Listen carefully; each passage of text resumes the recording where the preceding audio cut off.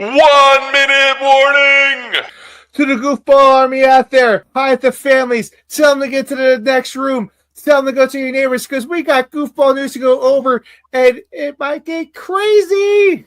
Typically does, guys. If it's your first episode ever, you got like 30 seconds before we start, so not enough time to go to the bathroom, but go get a drink, because trust me, you're probably going to need it there. In the meantime, the rest, if you haven't already, go ahead and hit that thumbs up, hit that subscribe button, hit that bell. That way you know about future episodes as well, guys.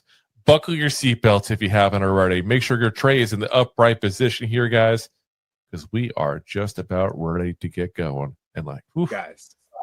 Guys, if you want a crazy ride going forward, a bunch of nonsense, but all nothing but the truth about the Giants, listen in, buckle in, tell a friend.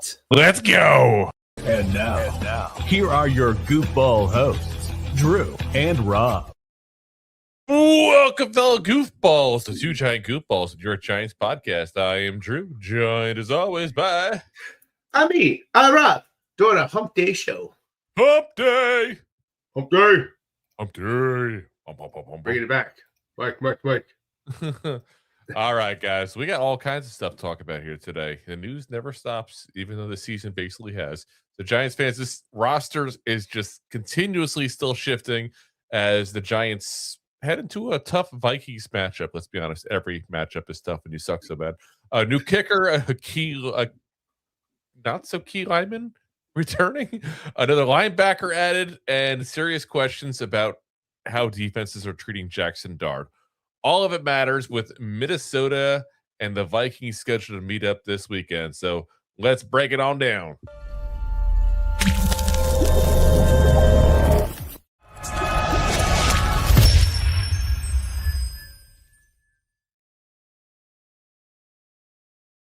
All righty, so let's start off with the big news, a new kicker. Seems like a weekly thing, new kicker. Yes, Here we go. Another new kicker. Giants fans, the kicker carousel just keeps on spinning and spinning here. And now the Giants are trusting a rookie with 0 NFL kicks to stabilize the position. That usually goes well. Can't be worse than what we've had. It can't. You really have nowhere to go but up. I mean, after 2 missed kicks last week and, kicking the dirt and, I don't know, it's just insanity. It's like there's nowhere to go but up. But yes, really brings the new term of kicking rocks. Koo has officially been waived, so the special teams had a coup and released Koo, so no more of him. It was a coup. So yeah, I mean, listen, we all kind of knew it was going to happen eventually. It wasn't going to be the kicker next year, that's for damn sure. But we told you guys a couple weeks ago we signed Ben Sauls, Better Call Saul, to the practice squad, and he's by all accounts going to be the kicker at least going forward. We'll see how that one that hits. We're on our 4th kicker this year already. And there's always the chance that the Giants sign somebody between now and Sunday. Let's be honest. It's not like you need a lot of playbook time when you're a kicker. No. Like, you see those two tall things? You want to put the ball in between those two. Like, I mean, pretty much all the jobs are kind of universal in the NFL, but it's a big difference when it comes from like quarterback play and kicker play. You can literally go in there the day of. Well, I mean, Smoking Grandpa's apparently a quarterback, but that's a whole separate thing. But, Ben Sauls, again, was a UDFA from Pittsburgh, has yet to kick in an NFL game. Now, I will say this. He did look very good in the practices that the Steelers had in training camp. He also kicked very well in the preseason games as well, including kicking one over 50 yards. So, it's not like he's shown nothing. And I have to hope that the Giants saw something while he was on the practice squad that made them go, wait a minute, this guy kind of sucks and missed 2 kicks. This guy has not missed kicks. Let's try him. Like, you have to hope that something like that is going on. I don't know. I'm just at a loss at this point here. Keep it having kicking problems. But it's weird because he spent time with the Steelers. They let him go. And then he spent some time with the Falcons. They let him go. Now we got him. We seem to be getting all the Falcons sloppy second kickers. That seems to be what's going on. It's a little weird. Like, of all the teams to pick to get sloppy seconds, like, do the Cowboys have a backup kicker we can take? Right? I mean, take a backup kicker. Take one that has a really good primary kicker. Didn't the Colts pick up the backup kicker from the Cowboys? I don't know. Who kicked like a 56-yard field goal this past weekend? Like, pretty sure that's where he's from. We had to pick up good kickers, but us. I don't understand why it's so difficult. It's not a difficult thing, really. Stop picking ones that suck. They have to realize kickers in the NFL are like closers in baseball. Once they're mentally jacked up and messed up, they're done. And that's what Koo is. So, it is. We just got to accept that that's what it is and move on. And we should never have picked this guy up to begin with. And if we did, at least you bring him in to see if he's any good once you realize he's crap. Because I have to imagine he's not just like missing field goals in the games. It's got to be practice too. Yeah, unless you just all of a sudden got nervous and I don't know. In front of crowds. We got nervous every time we saw him kick, so I mean it makes sense he was too. Oh no, he's gonna miss him. Will he hit the ball this time? Oh, and it's funny because we make fun of that, but the kicking the ball thing was actually I don't know if it's the snap or the hold. I'm not privy to that part, but it wasn't even Koo's fault. The ball was actually a little messed up, but it is what it is. It's still funny to make fun of him. It was very much a Snoopy's moment. Like it's very Snoopy-esque. Like Lucy was holding the ball and Charlie Brown fell. Are you talking about a couple weeks ago when he kicked the ground, or are you talking about last week? Yeah, he kicked the ground. Like what the hell? Yeah, that's not excusable. It is what it is. Goodbye, Koo. We say once a giant, always a giant. Say cuckoo, ka-choo, cuckoo, ka-choo. Cuckoo, ka-choo. Oh my gosh. Anyway, guys. We have someone coming back, though. Someone leaves, someone comes back. Evan Neal. Yeah. Evan Neal is back. Back in the house, flipping burgers. The Giants are going to be able to get some help on offensive line, but is he really help after all? Like, Evan Neal, he's back. And probably better than ever because there's not much further down he can go. I mean, honestly, healthy scratch him the rest of the time, kick him to the curb at the end of the day, and let him move on. Or activate him and just cut him. Pay him to go away. You're not putting him on the field anyway. Yeah. He's like, it's just terrible analogy. When you're about to get in a bar fight, you need to bring up one friend. You got a choice as a D1 wrestler that has a great kickboxing background, or your 5-year-old nephew with a wiffle ball bat, and you pick the wiffle ball bat kid. It's like, come on. Saying that Evan Neal is a wiffle ball bat kid? A 5-year-old with a wiffle ball bat. Oh my gosh. All these bad Joe Shane picks need to go. Do you know I read today this, and I'm like, oh my God, this stat's actually legit. So the dart interception, which by the way, this week was 100% on Jalen Hyatt. Crappy run. Crappy route entirely. But he was the one who actually, Jalen Hyatt got the tackle on the interception. Do you realize that Jalen Hyatt has more career tackles than receiving touchdowns? I told Kelsey to put that in the comment section. Like, what the hell? Terrible. People wonder why I want Joe Shane gone. At least some people do. Most people get it, I feel like now. Most people get it. We finally got everybody on our side where we were last year. Yeah. But, yeah. But we got another new Giant here. Because another linebacker is joining the Giants, and his winding path through the NFL tells you exactly what role he probably will fill. And it's not a very large one, to be honest here.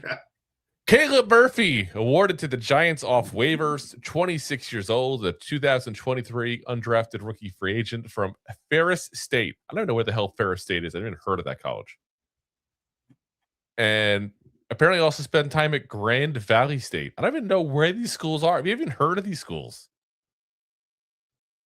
I've never heard of them. Apparently, Ferris State is in Big Rapids, Michigan, which I don't know how many towns they have named after rapids, because I know of Grand Rapids. Now there's Big Rapids. So there's Big Rapids, Grand Rapids. Is there also like large rapids? Or a mild-sized rapids? Like, what the hell is these rapids here? Micro rapids? Oh my gosh. And then Grand Valley State University is in Ottawa County, Michigan. So Michiganer. When I first saw Grand Valley, I'm thinking like Grand Canyon. Yeah, he's at the bottom of the Grand Canyon. He goes to college. Yeah. Where he goes to school. You got to take a donkey to school every day. Yeah, fly a helicopter in. Apparently, Jay went to this college, though. Jay, which one did you go to? The one in Grand Rapids? Rapids. Large Rapids? Above average size Rapids? Yeah, Micro Rapids. Oh, my God. The whole thing's insanity. But he spent time with the Titans and the Chargers in prior seasons. This year, he spent time with the Chargers, 6 games, 12 tackles, and then went on to the Patriots, 5 games, 2 tackles. And yeah, not a lot of production here. Is he expecting a guy who spent so many years in school teams and went to these large schools? Chargers used them 34% on defensive plays, only 3 defensive snaps with his time with the Patriots. Both teams used him a lot on special teams. So that's 100% where I would expect him to go ahead and be. But, again, at least he's filling a role for a couple games. I mean, I can't say we're going to expect too much out of this kid, right? Special teamer. That's what he is. Very special. Super special. So special. Oh, my gosh. So, Hard Knocks. We haven't really talked much about Hard Knocks. To be very frank, this Hard Knocks has not been nearly as good as the last one. Didn't bring the juice. It did not bring the juice. But opposing coaches, we're learning, are saying the quiet part out loud. And it's really raising concerns about how the Giants are handling the quarterback, Jackson Dart. Dan Quinn, in a team meeting Hard Knocks, and this week, by the way, I should say, was last week's events. They were kind of like showing everything leading up to the games that happened last week. So Dan Quinn's in a meeting on Hard Knocks with the team and says, the last piece, quarterback, when he's out there, he's a running back first, and then shows the hit that Christian Ellis had on the sideline against the Patriots where he really reeled into him. Again, clean hit. We've not been on the Ellis is wrong on that. That's a clean hit. The Gunnar Olszewski hit we still have issues with, but that particular hit was clean. So he says this is a good hit by Christian Ellis on the sideline, all right? He's not looking to go down and get in the slide. We got to go out hitting, fellas. Then the defensive coordinator, Joe Witt Jr., says the quarterback is a very competitive dual threat guy. Okay, he'll try to run the ball like a running back. He will try to run you over. He will try to stiff arm. He really doesn't run out of bounds. He doesn't slide a whole bunch. We can get the ball out of him. The ball is life. It is air, and we need it. So, yeah, that's pretty bad. Speaking of pretty bad, we're also going to put this person on ban because that's just what the hell. Yeah, take a little over top there, bud. Done. Anyway, unfortunately, the comment's going to be still there, so we're just going to do boop, boop, boop. I don't know how to get rid of it without. We're just going to keep putting stuff there until it's gone. Oh, my gosh. I don't know why it's not. There we go. Okay, gone. Anyway. Listen, I get it. Like, Jackson Dart is not protecting himself. We've talked about that before in the show. He's just not. And this is what teams are going to do. Because let's talk about that one play with Ellis here specifically. We talked about it. He was going towards the sidelines. He then turned up and then decided not to go towards the sidelines. You've seen him on film a lot where he's not doing any kind of, sliding. He's hitting into guys aggressively back. This is what happens when you play that game. Yeah, you got bigger guys coming after you. They're going to hit you a little harder. Yeah, and I don't blame the defenses for doing it. I really don't. Like, if you are facing a guy, and you're a defensive coordinator, hypothetically, Rob, okay? And you have someone that you're going to face at a quarterback that runs into guys and barrels into them and fights for every single yard, and it plays really aggressive. Aren't you going to encourage your defense to also play really aggressive? 100%, because you have to, typically you have to play very black man terms passive against the passer because roughing the passer is a very serious penalty. It is. Especially when he starts sliding. Well, here's a prime example of one that's not sliding and is willing to hit you. And if you're going lazy-daisy against him, he might push you out of the way because you're afraid of getting a penalty. Yeah. And so when you don't see the slide, your coach is telling you, like, you have to tackle him like he's a running back. Like, that's perfectly okay.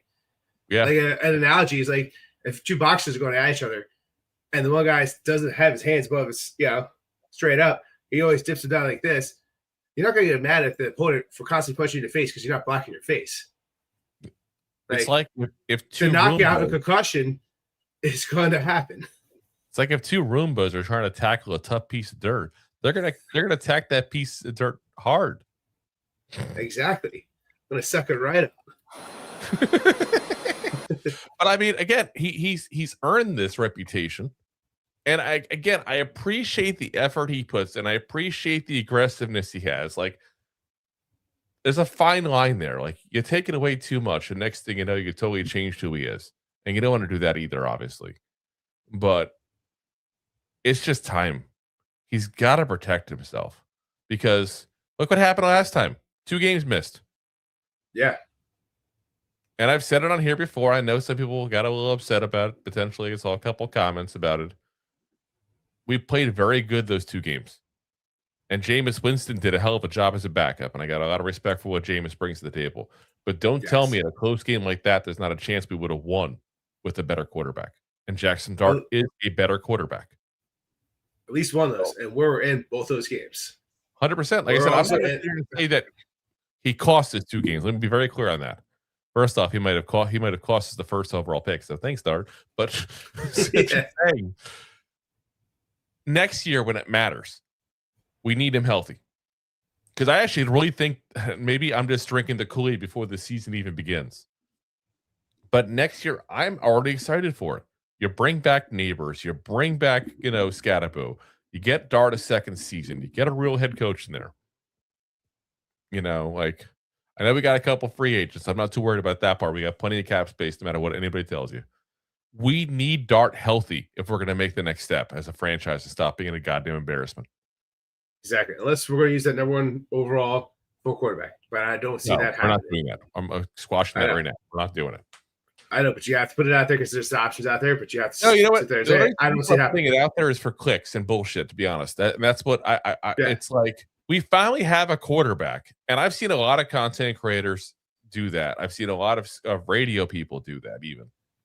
One of the guys that does, I guess, overnight on WFAN. I don't know. I don't live in New York area, and I don't listen to radio because I'm not 70. But what it boils down to is anybody who's talking legitimately, like, okay, you can say in the back of your mind it's a possibility as long as you have the number 1 overall pick. But to say that. No. What I'm saying is there are people legitimately trying to have the conversation right now. I know that. I was trying to get there until you took over that part. I had to. Go for it. Go for it then. Nope, you already did, bud. All I'm saying was you have to sit there in the back of your mind and say, you have, like, what do you want? You might throw Dart out to the wolves because you got the number 1 overall pick, and you might want to take a quarterback. Drew and I have constantly said over the weeks, everyone thinks we can't get a head coach who wants to come here. Anyone with the right side of mind, like, you bring a Harbaugh over here, look at this team turn around real fast. You bring in, like an Andy Reid-esque type of talent. Look at this team turn around real fast. The Tomlin, look how fast this team could turn around. Like, it's absolutely, like, bad coaches where we've been at. We've broken down how many bad play callings that happened. We've broken down how many bad choices were made before the game. Like, not having a kicker. That's something that's a basic. And we're missing those checks. So any coach with the right, set of mind as a winner looks at Dart, sees a winner, a passionate quarterback that can throw the ball and run the ball. That's something you can use. You got Malik Neighbors coming back. That's the number 1 special talent that you have. You got Wanda, who's playing better than the last year with way less receptions. and also multiple quarterbacks again, but that's besides the point. You got talent. You got Scatteroo. Like, Tracy took a step back, yes. Like, you free up some cap, getting rid of Singletary most likely, and then you probably draft another running back where you think you might be able to make something. Plus, you got Scatteroo, who came out this week saying that he's fully healthy, which is absolutely absurd. He's not fully healthy, but he can move his foot all the way around. Yeah. I think that game skin to him. Not fully connected still, probably. Yeah, it's like sitting on his Twitch stream. Like, look at this. It's fine. Oh, my gosh. Yeah, it's bad. It's bad. All righty, guys. Let's pay the bills real quick, and then we're going to go ahead and do our preview of the Vikings matchup coming this weekend here and the Giants' next loss. Thanks for watching. Like the show?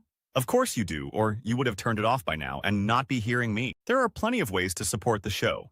YouTube is the best place to join us, and we offer memberships there with fun benefits like custom emojis and early access to video clips. Of course, there you can also send super chats and stickers to send one-time support payments. The best way to support the show is to buy these drunk idiots beers at buymeacoffee.com/2giantgoofballs. Along with one-time support payments, there are also monthly plans, so you can continue to help kill their livers each month. You can also show people that you are a goofball by visiting our store at 2giantgoofballs-shop.fourthwall.com.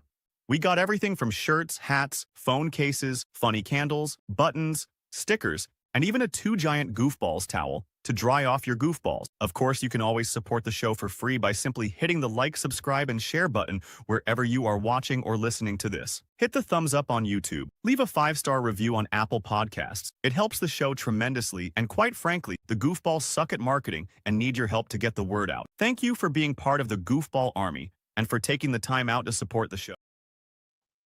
All righty, guys. Let's get into this matchup coming up because the Vikings team wins by shrinking margins for error and playing just smart football. They just don't always do that. And when they don't, yeah, things go really bad for them very quickly. So let's talk about this matchup and what could be dangerous for the Giants. And let's be honest, dangerous in a bad way, meaning we could actually win the game potentially. And this is not a great team, guys. We're at the back end of the schedule where all the, all the poop teams that we're going to face basically are in, and this is one of them. Luckily, we did the job last week. We lost again. Let's see if we can do that again. We get number one. We get number one. Number one. So let's talk about their offense here. So their offense is 20.6 points per game, guys. Ranked just 25th in the NFL. So pretty bad. 25, not very good. With that, you also got 279.4 yards of offense. That's 28th in the NFL. The only thing they're really good at is red zone scoring. So 60.47% red zone scoring percentage. Even the third down percentage is bad. 31.25. That's 31st in the NFL. They've been efficient. They haven't been good. They've been efficient when they need to be, but not efficient enough to be a 500 team or better than, but they've played efficiently. Yeah. And, a lot of that has been with another quarterback. Let's be honest. J.J. McCarthy's just not been very good this year, but they're going to have to see what they got in him. And you can't blame them for putting him in and playing him no matter what, because at the end of the year, they got to figure out what they're going to do. At the end of the year, it's the end of the day, and they got to figure out what they're going to do with them. So are they going to keep him? Are they going to move on for a veteran? I just don't know. I think it's a really tough decision. They're in a really tough spot there overall. Passing wise, completion is just 60.87%, 26th in the league. Passing yards per game, 177.1. That's 28th. Interceptions thrown, 4.83%. That's 32nd in the league. Sack percentage, 10.2%, 30th in the league. There's not a single thing in the pass game they're doing well, guys. No. And with those receivers, are you kidding me? Yeah, if you guys drafted JJ, Justin Jefferson, not JJ McCarthy, but Justin Jefferson, like you all know, He has not looked good this year, and he's a stud. Yeah, I mean, here's where we're at for their passing situation. JJ McCarthy in 8 games, 56.8 completion percentage, which would be a great completions percentage in 1988. Yeah. Like 1,342 yards, 11 touchdowns, 11 interceptions, 33 carries, 154 yards, and 3 touchdowns. We got a 1-to-1 ratio in touchdown and interception. You got a very low completion percentage. Here's part of the problem with this, though. He's a rookie. I know people will get him like a second year. He didn't play it all his first year. He didn't play a full season this year. Get it to 8 games because of injuries. And when he get hurt, because it's like we knew it was a project. And he got hurt week 3 of preseason last year, so he didn't play a single snap. And was it ACL? No, it was something else. It was an ankle or something where doesn't matter. He missed the whole year, and he came back. Who knows if he was fully healthy? So comes back, gets hurt. Like any good player that has an injury, they come back usually next year not looking the best. And now it's his rookie year, coming back from an injury, not looking that good. And like Drew said, this is a guy you knew in Michigan that didn't really throw the ball that much. He was really good because he was really good at handing off to the running back to get that title. And threw when needed. He had a good offensive line. He had a great run back. So that opens up the pass game. Yeah, and I feel like we kind of fell victim to the idea that you can throw anybody in this Vikings system and they do good because they have a great offensive mind head coach. They have a great offensive line. They have amazing receivers, potentially the best 1-2 duo in all of the NFL. A great receiving tight end. Have a good run game. Like they have all that stuff. But it's quite obvious they can. I mean, listen to this. This is the receiving numbers. Justin Jefferson, perhaps the greatest wide receiver in the NFL right now. 14 games. Arguably. 66 catches, 832 yards, and 2 touchdowns. That's horrendous for him. For most people, it'd be career year. For him, that's horrendous. That's over half of what under half of what he did last year. Yeah. Jordan Addison, 11 games. He did miss a couple of games because of suspension. 39 catches, 576 yards, and 3 touchdowns. He's not even on pace for a 1,000-yard season if he was in all 17. Like, that's really bad. Yeah. TJ Hawkinson. Doing about what TJ Hawkinson does. 50 catches, 436 yards, and 3 touchdowns. He's also coming off an injury, too. Yeah. 14 games, 26 catches, 395 yards, and 4 touchdowns. It's really the 4 guys they throw to. And listen, it's crazy. Like, you got 2 amazing, listen, anybody who listens to the show on a regular basis knows I have said forever that Jordan Addison is the whole reason why Caleb Williams looks so good in college. We have said Justin Jefferson is the greatest receiver in the NFL. I said allegedly. Arguably. No, but we see that prior years, I'm saying. Yeah. Last year he was the best. Yeah. Around. I don't know the rest of the words. Anyway, but wow. Talk about a fall from grace, this passing offense. Running wise, they're not doing bad running, but the problem is they're playing behind so much they don't run that often. They're doing 4.5 yards per carry, as 12th best in the league. But they're only getting 102.3 yards, which is 24th, because of the fact that they don't run the ball. They're already running the ball on just under 41% of the plays that they run, which is 25th. Yeah, and you got a veteran running back that was pretty solid, and he's ran well for him. You just don't use him. Running backs, Aaron Jones. Obviously, you got of course you got Matt Mason, who's been running great, but you have a veteran guy back there who's been a proven running back in that division, no less. So he understands how that division sets up against him. And he's ran well against that division his whole career. But I will say, in all fairness, though, Aaron Jones is also 31, which, not to upset Deb again, is like being 70 as a running back. But Boo. he's getting up there a little bit there, and he's 70's new 50. He's not having the same year he had last year, but it's still, like I said, they're still both doing good. These guys, Jordan Mason, 14 games, 143 carries, 658 yards, 4.6 yards per carry, 6 touchdowns, just 13 catches, 45 yards. He's not doing much of the passing side, but who is? Aaron Jones in 10 games, 93 carries, 410 yards, so 4.4 yards per carry, 1 touchdown, 34 catches, 181 yards, and a touchdown. So again, a nice 1-2 duo there at that point. That's done pretty damn good. Not amazing, but pretty good. And especially when you look at everything else going in this offense, it's the only good thing they have going for them.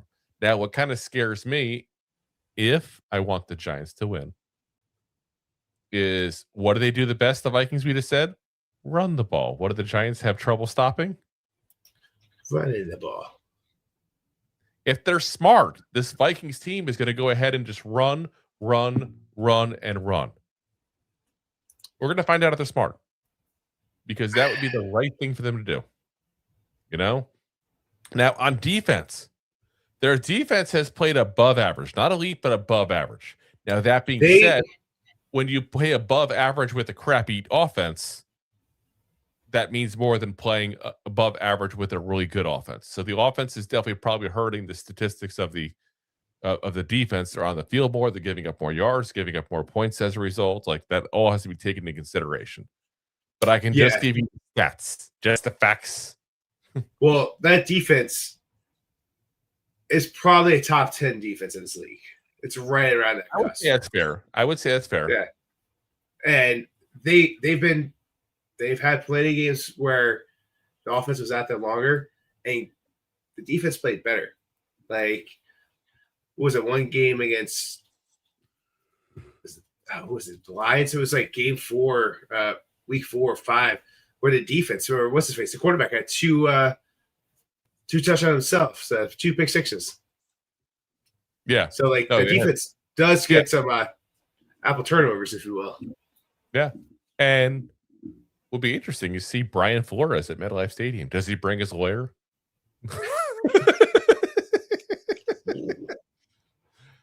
Sorry, you can't guys. Talk about his staff. Can't talk to me without my lawyers present. Yeah. Listen, on the defensive side, 21.9 points per game they're giving up. That's 13th best in the league. They're giving up 307.9 yards, which is 9th best in the league. So again, right there at that top 10, 5 yards per play. That's 8th best in the league. So again, you're not wrong. It's top 10, defense there. So where they really are good is against the pass specifically. Their completion percentage they're allowing is 62.94%. That's 9th best in the league. They're sacking quarterbacks 8.16%, which is number 5. So that's a top 5 number. Right. Getting up 180.4 yards per game in the passing game. Again, number 5. This is a really good pass stopping defense, which means that, let's be honest, if the Giants want to do something here, I don't want to sit there and say design runs for Jackson Dart, but he's going to have some lanes potentially open that he should take and then slide before he gets hit. Just to be clear, slide before he gets hit. I also think Tyrone Tracy is going to have a pretty decent chance to have like the MVP of this team if they want to win too as well, because their run defense is not quite as good as the passing defense is. They gave up 4.1 yards per carry. It's 13th best in the league. So still above average, but not as dangerous they are against the pass. But what's crazy is teams are running the ball on them nonstop. Their teams are running the ball 50.29% of the time against them. That's 31st in the league. And they're giving up 127.6 yards per game, which is 24th. So that seems to be the way that people are doing that. Now, part of that, I'm going to throw this at you as well as part of that. Again, there's stats and there's ways to change stats and what they mean and stuff like that. I do think part of the way those stats are that high is also because of the fact that teams are just running the ball to kill the clock. Like, this Vikings team has not necessarily been a great team all year long. So when you're beating a team, what do? You run down the clock. You run the ball. That's part of it. but still, their running attack is just not as good as their their running defense is not as good as their pass defense. So, that is what it is there. As far as defense, key guys on defense, linebacker Blake Cashman is having a freaking beast of a season. 10 games, so he's missed 4. Still has 104 tackles, 2 tackles for loss, 2 pass deflected, and a forced fumble. Now, 10 games makes the math very easy. That means he's averaging 10.4 tackles per game. Damn. So, yeah, think about it. The 17-game series at that point. The 0.4 is the only thing difficult. It's 170 plus whatever 0.4 is. Yeah. So with that 174? 174, I think. Math's right. It is what it is. But that's pretty damn good. Eric Wilson, another linebacker. 14 games, 98 tackles, 5.5 sacks, 15 tackles for loss. Every time we get double digits, it's pretty good. With double digits with games to go, woo. And 3 forced fumbles. Safety, Joshua Metellus, 14 games, 86 tackles, half a sack, 1 tackle for loss, 6 passes deflected, 2 interceptions.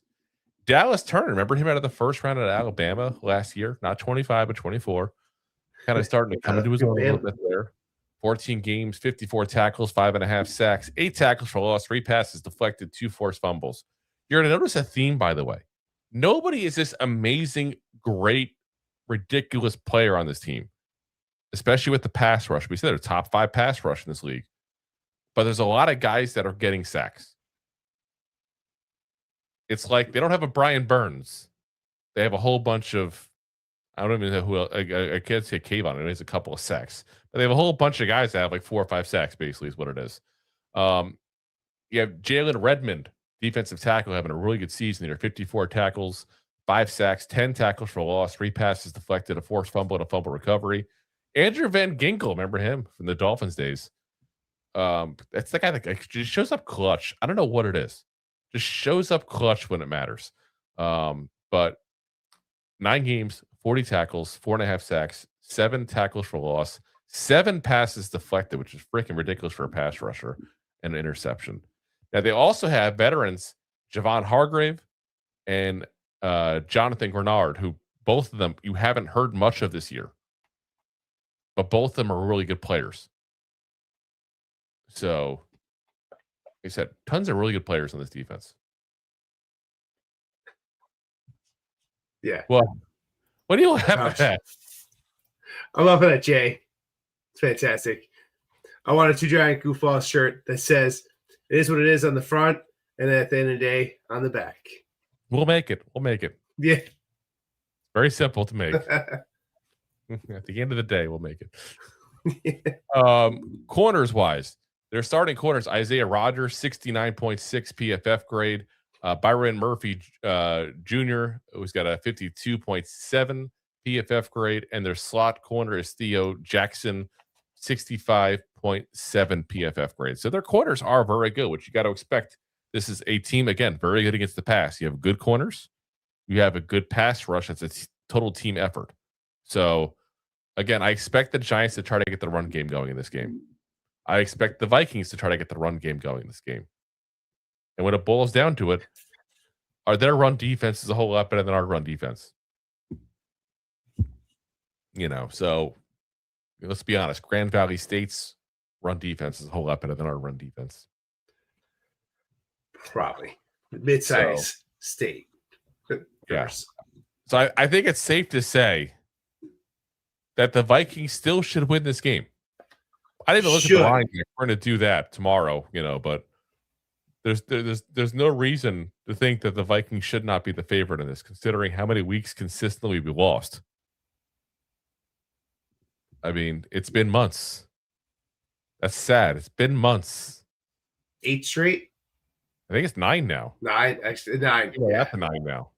So it's like, why should we expect to win? Why should anyone expect to win? Because it's like one of those games. Grant, I think the Vikings pretty much have a number statistically over the years, but this is like one of those games where the 2001 playoffs would disagree with you. So recently they've had a number. You're talking 25 years ago. I'm old. I am so old. You We got stopped serious or Dr. Culpepper and Randy Moss. turn on your AM radio, bro. But this Vikings defense is, once again, we talked about just they played great. This offense can't get it going. This is a type of game where it might turn to a shootout. But it's also so hard to say because the past 2 weeks have looked way different than the past 7 weeks leading up to that 9 losses. Like we were in most of those games to the past 2 weeks where there was a comfortable enough lead where you're like, all right, we might not. We fell behind the lead very quick compared to falling behind the lead in the fourth quarter. Yeah. So it kind of just shows it. I don't know. Like I wouldn't be surprised, but probably not going to happen. I just want to see. I want to see Brian Flores' defense. And this is going to sound bad as a Giants fan, but I'm just. This is where my heart's at right now. Is I just want the season to be over and us to have the first overall pick. I want to see Brian Flores' defense just be lights out. I want Dark to still have a good game because I want his progression to continue. But I want a lights out defense day by the Vikings just so the Giants can see that Flores is a damn good candidate to be the head coach here. And again, we joked about the lawsuit before. The lawsuit's there. I always say, in the end, lawsuits go away with checkbooks. That happens all the time. And I don't know if Flores is going to be like, you know what? Nope, I'm digging my heels in. I'm done. This was wrong. We don't know the particulars of it yet because the case is not out yet. So we'll see what happens on that front. But it wouldn't shock me at all if the Giants say, you know what? Flores, we love what you do with the defense. And we want to see what you can do as a head coach. And we're gonna make this lawsuit go away. We should have hired you a couple of years ago. Let's bring you in. Yeah. And maybe give him a fat salary. Don't pay him out of the pocket. Just get this lawsuit away. Just have him invest it. This way, legally looks like nothing. Josh McCown is their quarterbacks coach, who is well thought of around the league as to be a guy. Like he almost got the Texans head coaching job before he's even a freaking coach of any way, shape, or form. When he was just coming out of being a player. Yeah, I think I agree with Jay here. Yeah. I want that. No, damn, wrong one. Too soon. I want the passion, the defense, and the discipline, and not the cup shots. Oh my god, second version of that we had today. Yeah. But like I said, I think McCown is a guy that you can bring in, and he can be your OC. He can be a quarterback developer. He was a modern day quarterback himself. Obviously, he's not that far removed from being one. And I just feel like he's a guy that you could bring in to be an offensive coordinator that could develop a quarterback. So it's too easy a move. And again, I still prefer Tomlin. I still prefer Harbaugh, but those are like the unrealistic things I want. I really think if you're going to go with a guy who's not one of those two, I'm going to say go with Flores or go with McCarthy because both of them have shown you something as a head coach. And listen, Flores, look back at those teams in Miami. He got them at least to 500. My only concern is the way he flip-flopped with Tua, but Tua just got benched. Yeah, I also get that too. You want to see what your rookie quarterback you drafted just had. You're not going to make the playoffs. You're not going to go very special. And Tua, probably going to want to move on from. And you got Ewers. Playoffs? Right. You kidding me? Playoffs? I just hope we can win a game. Yeah, but keep in mind also, Flores got Tua forced on him by the Dolphins owner. What everything I heard, the owner point blank. Actually, Jay was just saying that too. The owner is the one who wanted him, and anybody who we hire as head coach has to be on board with Dart and has to be pro Dart. So, it just we'll see what happens. But like I said, as a Giant fan, it's an interesting thing to be able to see a guy we potentially could have wanted to be the head coach in our building, coaching against our team. And I'm picking apart our offense and seeing how he can improve that offense by picking apart that offense. Oh yeah. So, All righty, guys. Short episode. We finished everything here. Whoa. I know. It's crazy. Before we go, I do want to do something I thought would be a little fun here. A shout out to my dad. Hi, Dad. Hi. Before we go, though, I do want to go over one thing. So at the end of the year, a lot of the different platforms give you like, oh, this is how you did it on your show this year and blah, blah, blah, blah, blah. And usually Rob and I have discussed it in the past because Buzzsprout, who does all the hosting for us for our audio, which by the way, shout out to them. They're sending me to a podcast festival next month and everything. It's like literally like $700 for the tickets. So yay. Yeah. I like free things. Yay. But there is a version that Spotify does that I hadn't seen before. I don't know if I just missed in the emails, what the case may be. We got it today. And it gives us all the stuff on our fans. I thought it was kind of interesting information. And I'm like, you know what? We're going to share it. Part of it is a little pat in the back to ourselves. Part of it a little pat in the back to the listeners. Because I really do always feel bad that like we do the show live with everybody in the video. And I appreciate everybody that supports us on the video stuff there. But we also get a lot of support from people on the audio. We don't get enough chance to kind of bring them into the mix there because they're on the audio. We can't do audio live, unfortunately. Exactly. So, but I also want to go ahead and I noticed some interesting stats. Like they told you, like the people that watch your show, what their top artists are on Spotify and everything, what music they're listening to, which I thought was very interesting. So first off, our audience has increased by 96%. Awesome growth. Yeah. It's amazing growth. 363% increase in new audience from last year. 79% increase in followers from last year. Take it. I'll take it. Here's the top artists that y'all that listen to us on Spotify are listening to. And it's a little bit of a wider range than I would have expected. Now, number one, Taylor Swift. Mrs. Kelsey, yes, Taylor Swift is number one. Of course. Number two, Drake. Number three, Zach Bryan. Must be something in the orange. Number four, the real Slim Shady, Eminem. And number five,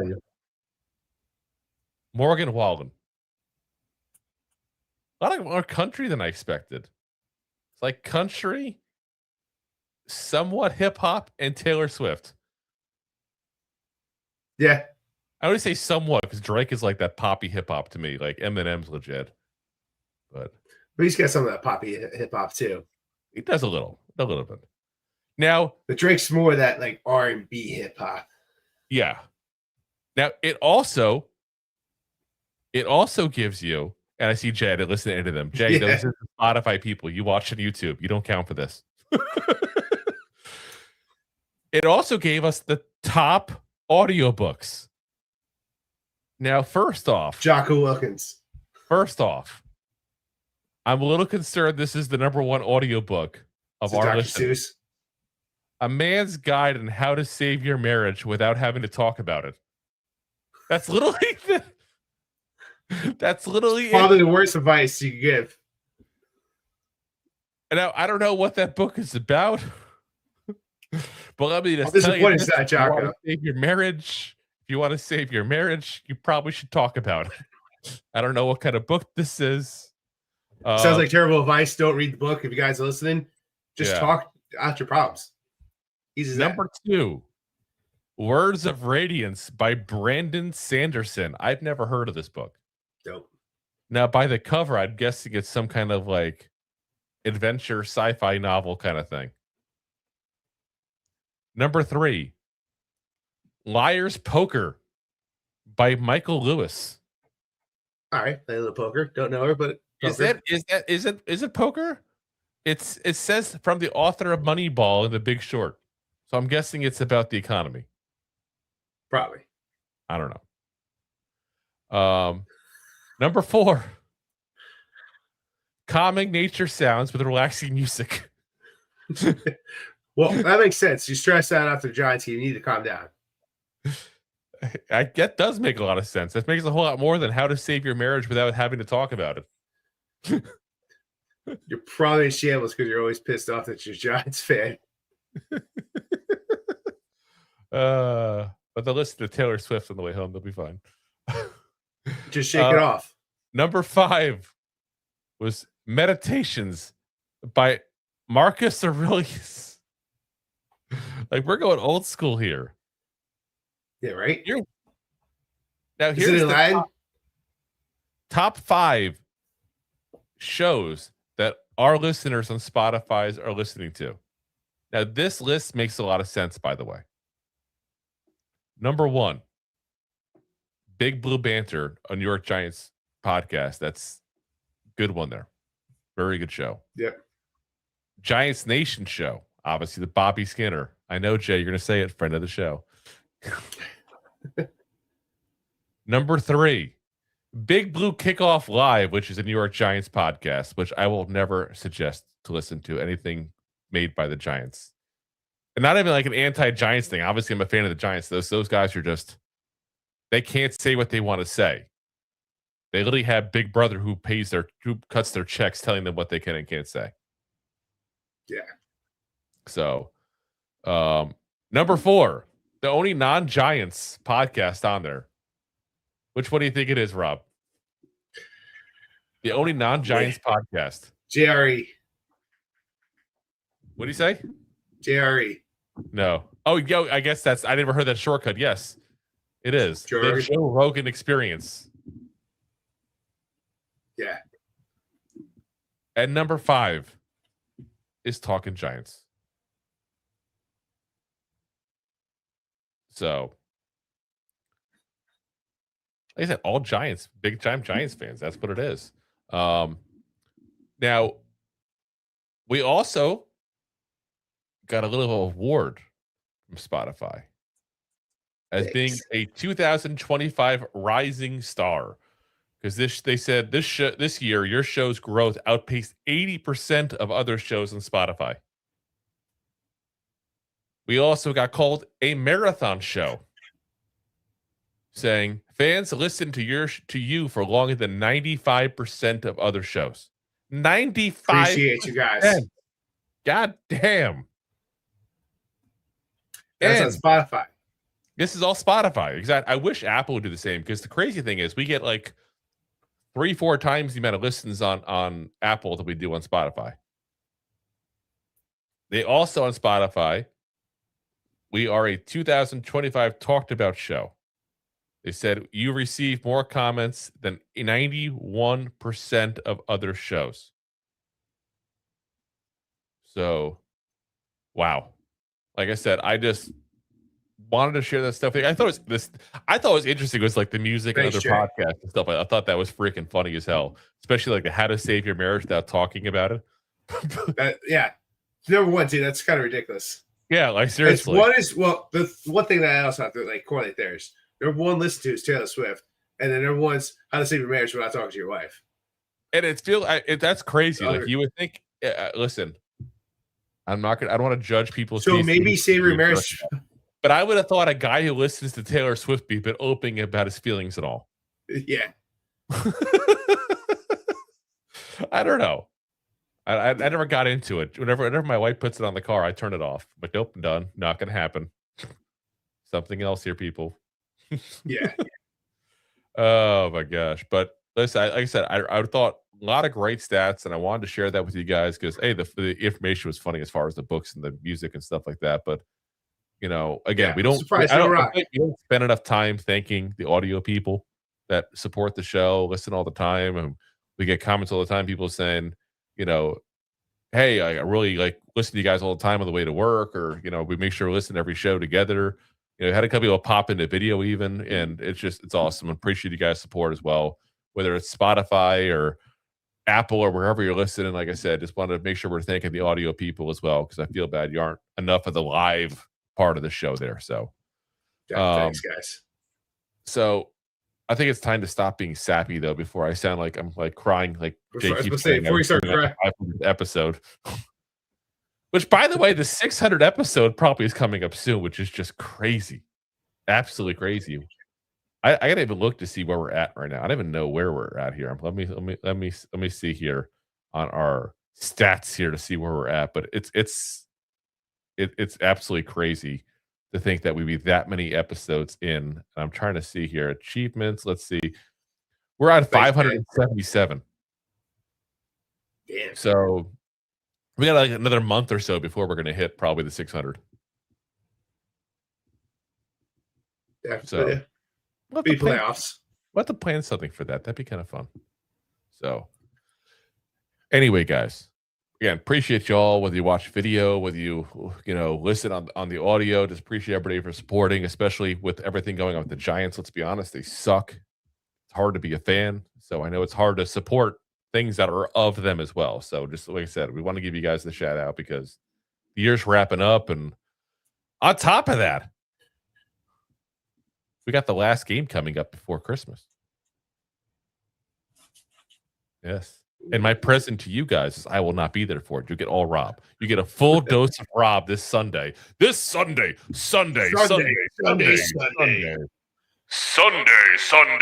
Rob. Anyway, guys, we'll be back again for you tomorrow as we do our picks episode. They're going to talk about the injury report for this upcoming game. Appreciate you guys for watching, supporting, listening as always. We're live every Monday, Wednesday, Thursday on YouTube, the preferred platform, with, of course, Facebook, X/Twitter, Twitch, and, of course, Rob's favorite, my link. Oh, yes, and of course, as always, again, as we mentioned, we're always on the audio the next day. Apple, Spotify, iHeartRadio, Pandora, all the big ones there. So, again, I appreciate you guys, like I said, supporting us. We'll see you guys tomorrow, as always. And as always, Giant fans, Go G-Man! Thank you, guys. Go G-Man! Thanks for listening to Two Giant Goofballs, a New York Giants podcast. We appreciate your support. Thanks so much. Please, I'm begging you.